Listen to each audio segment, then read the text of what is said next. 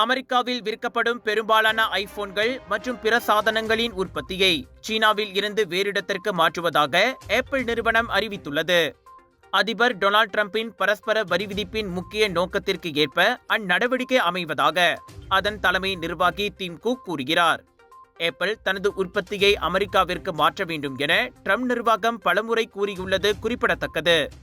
புதிய வரிகளில் இருந்து முக்கிய மின்னணு சாதனங்களுக்கு விலக்களிக்க ட்ரம்ப் முடிவு செய்துள்ளார்.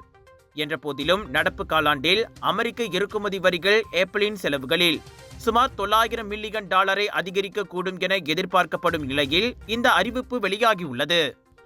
வாஷிங்டனின் வர்த்தக கொள்கைகளால் உலகளாவிய வர்த்தகத்தில் ஏற்பட்டுள்ள பெரிய மாற்றங்களுக்கு பதிலளிக்க உலகெங்கிலும் உள்ள நிறுவனங்கள் போராடி வரும் நிலையில் ஆப்பிளின் இந்நடவடிக்கை அமைந்துள்ளது. எனினும் இதனால் இந்தியா மற்றும் வியட்நாமுக்கு யோகம் அடித்துள்ளது கவனிக்கத்தக்கது.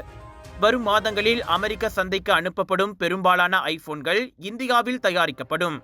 அதே சமயம் தென்கிழக்காசிய நாடான வியட்நாம் ஐபேட் மற்றும் ஆப்பிள் கடிகாரங்கள் போன்ற பொருட்களுக்கு இனி முக்கிய உற்பத்தி மையமாக விளங்கும் என டிம் குக் கூறினார்.